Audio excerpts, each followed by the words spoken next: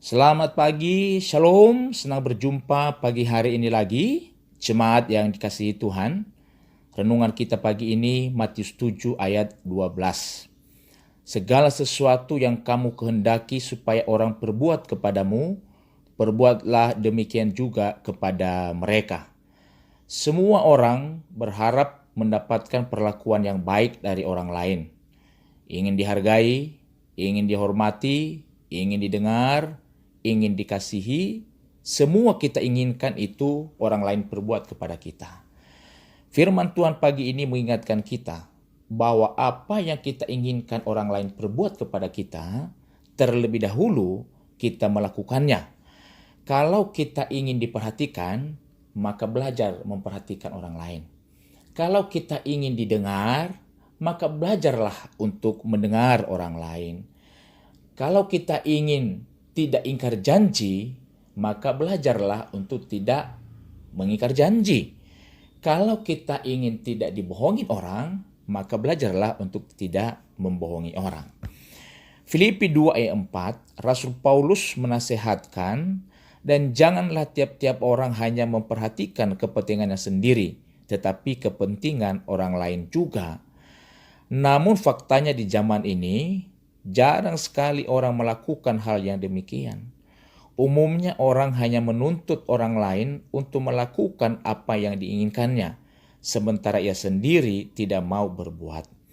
Lihat saja apa yang terjadi saat pandemi ini. Masyarakat banyak terus menuntut presiden, menuntut pemerintah untuk segera melakukan tindakan penyelamatan, tindakan pertolongan dengan melakukan semua kebijakan. Tetapi ketika saat pemerintah mengambil kebijakan, melarang pertemuan-pertemuan besar, pembatasan sosial berskala besar, kita bisa lihat apa yang terjadi. Banyak orang yang tidak taat. Mereka menuntut tapi tidak mau melakukannya. Hal ini sering sekali menjadi sumber permasalahan. Kalau kita hanya menuntut tapi kita tidak pernah melakukannya, ini bisa menimbulkan permasalahan. Rusaknya sebuah hubungan, hubungan dalam persahabatan, hubungan dalam berjemaat, hubungan dalam keluarga, hubungan dalam dunia kerja, itu menjadi rusak hanya gara-gara kita hanya menuntut orang lain berbuat baik kepada kita, tapi kita tidak pernah melakukannya. Bila kita renungkan, sesungguhnya hukum kesamaan adalah hukum yang sangat alamiah, sederhana dan mudah dipraktekkan dalam kehidupan sehari-hari. Tidak merugikan dan justru mendatangkan dampak yang positif bagi kita sendiri dan orang lain. Kalau kita memperlakukan orang lain dengan baik, maka orang itu cenderung akan berbuat seperti apa yang telah kita perbuat padanya. Mulai dari sekarang, mari kita belajar untuk memulai melakukan hal-hal yang baik, sehingga orang lain pun juga akan melakukannya. Kita harus memperhatikan Galatia 6 ayat 7. Apa yang kamu tabur, itu yang kamu tuai. Menabur kebaikan, tuaian kebaikan. Menabur memperhatikan, menuai juga akan memperhatikan. Semua yang ingin orang lain perbuat kepada kita, mari kita terlebih dahulu melakukannya. Tuhan memberkati kita semua. Shalom.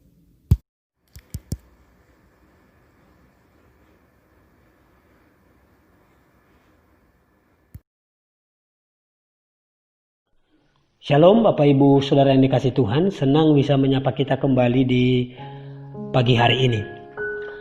Bapak Ibu Saudara yang dikasih Tuhan, waktu saya kuliah, saya praktek di Sumatera Utara, tepatnya di kota Medan di salah satu gereja. Suatu ketika, pas pulang doa semalaman jam 4 pagi, saya melewati sebuah kolam pemancingan. Aneh, jam 4 pagi saya mendengar di kolam itu ada aktivitas.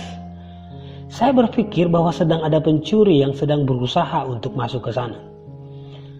Dan karena kebetulan tempat saya tinggal tidak jauh dari lokasi pemancingan, akhirnya saya memberanikan diri mengintip untuk memastikan apa yang sebenarnya sedang terjadi di kolam itu. Dan saya kaget Bapak Ibu Saudara yang dikasih Tuhan, karena ternyata yang ada di sana adalah pemilik kolam yang sedang memberi makan ikan-ikan itu di pagi hari. Kira-kira apa tujuan orang itu memberi makan ikan-ikan itu di pagi hari, Bapak Ibu? Kira-kira apa tujuan orang itu memberi makan ikan itu di pagi hari? Tujuannya tentu supaya umpan dari orang-orang yang mancing di siang hari tidak dimakan oleh ikan itu. Jadi dia berusaha di pagi hari untuk membuat ikan-ikan itu sekenyang mungkin. Makanya jangan heran Bapak Ibu Saudara kasih Tuhan kalau kita pergi ke pemancingan ikan lalu kita nggak menangkap apa-apa. Karena apa? Karena umpan kita tidak dimakan. Karena sebelumnya pemilik kolam telah memberikan ikan-ikan itu makan sampai kenyang. Apa pelajaran dari cerita ini buat kita Bapak Ibu Saudara kasih Tuhan? Tanpa kita sadari sebenarnya setiap hari iblis selalu memberikan kita umpan-umpan untuk melakukan dosa. Kita mau makannya atau tidak tergantung dari kita kenyang atau lapar saat itu. Ada satu kebenaran firman Tuhan dari Amsal pasal 27 ayat 7 berkata begini. Orang yang kenyang menginjak-injak madu, tetapi bagi orang yang lapar segala yang pahit akan dirasakan manis. Ayat ini menegaskan kepada kita ternyata kalau kita kenyang madu yang manis pun akan kita injak-injak. Tapi kalau kita lapar yang pahit pun akan terasa manis di lidah kita. Jadi saya menyimpulkan solusi dari godaan dosa atau umpan iblis adalah kenyang dengan Tuhan. Kalau udah kenyang, madu aja kita nggak suka kata ayat ini. Kenyang yang saya maksud bukan kenyang secara jasmani, tapi kenyang secara rohani.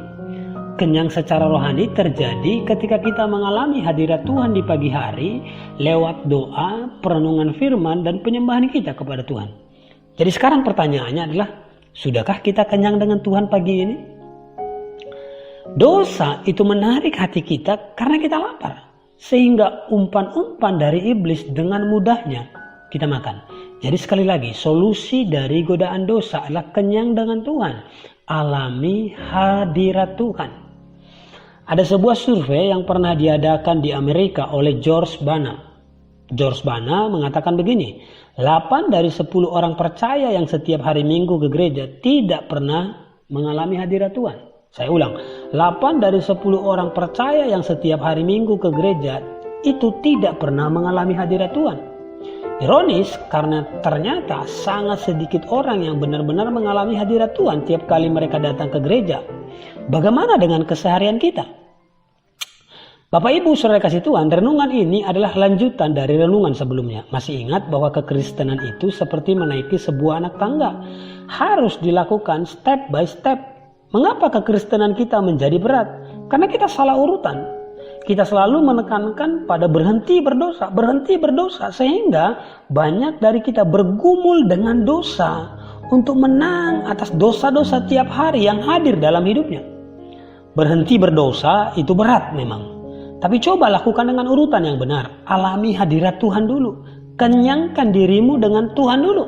Lihatlah ketika kita kenyang dengan Tuhan, dosa itu tidak semenarik sebelumnya. Pak Gembala selalu berikan kita contoh bahwa sebelum beraktivitas, Pak Gembala selalu mengawalinya dengan menikmati hadirat Tuhan di pagi hari. Artinya Pak Gembala tidak akan beraktivitas sebelum kenyang dengan hadirat Tuhan, sebelum kenyang dengan Tuhan. Karena itulah kunci untuk menang setiap hari atas umpan-umpan yang ditawarkan oleh iblis dalam hidup kita. Saya mau sampaikan pagi ini Bapak Ibu Saudara kasih Tuhan. Kegagalan kita menikmati hadirat Tuhan adalah keberhasilan kita menikmati dosa. Dan keberhasilan kita menikmati hadirat Tuhan akan membuat kita gagal menikmati dosa.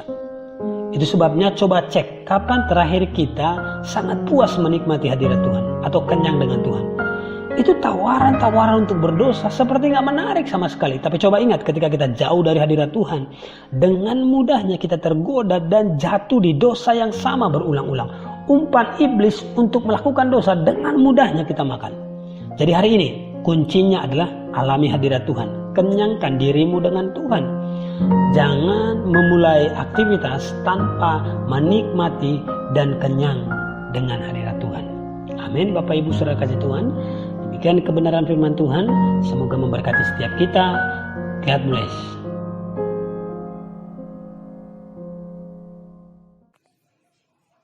Selamat Selamat pagi Bapak Ibu yang dikasihi Tuhan. Shalom. Pagi hari ini kita mau belajar dari kebenaran firman Tuhan yang terambil dari 2 Korintus pasal yang keempat ayat 16 sampai ayat yang ke-18. Demikian firman Tuhan. Sebab itu kami tidak tawar hati, tetapi meskipun manusia lahiriah kami semakin merosot, namun manusia batiniah kami dibaharui dari sehari ke sehari. Sebab penderitaan ringan yang sekarang ini mengerjakan bagi kami kemuliaan kekal yang melebihi segala-galanya, jauh lebih besar daripada penderitaan kami. Sebab kami tidak memperhatikan yang kelihatan, melainkan yang tak kelihatan. Karena yang kelihatan adalah sementara, sedangkan yang tak kelihatan adalah kekal. Teman renungan pagi hari ini, hidup adalah kesempatan. Begitu banyak yang Tuhan izinkan terjadi dalam hidup kita, bahkan bukan hanya peristiwa yang sesuai dengan keinginan hati kita, tetapi juga yang tidak pernah kita duga dan tidak kita harapkan. Suka duka kehidupan silih berganti kita hadapi. Itu semua memberi kita pengertian bahwa Tuhan terus membentuk kita menjadi seperti yang Tuhan inginkan. Karena itu, tidak seharusnya kita tawar hati saat menjalani hidup kita sekarang ini. Mengapa? Karena kita sedang menantikan rumah di surga. Walaupun mata jasmani kita tidak bisa melihat kapan penggenapan janji Allah akan kemuliaan surga, namun mata batinnya kita dapat mencapainya melalui iman. Itulah yang disebut pengharapan. Dalam pengharapan inilah kita mampu beriman teguh kepadanya. Kemah di dunia ini adalah sementara. Kesulitan hidup, tantangan hidup, atau ujian hidup itu semua sementara. Namun kita harus terus berjuang untuk melewatinya dan kita sebagai pemenang karena Tuhan telah menyediakan tempat yang kekal di surga. Namun proses untuk mendapatkannya tidaklah secepat yang kita harapkan. Dalam menjalani proses pembaharuan itu ada penghiburan Allah yang nyata karena Tuhan menganugerahkan roh-Nya bagi kita.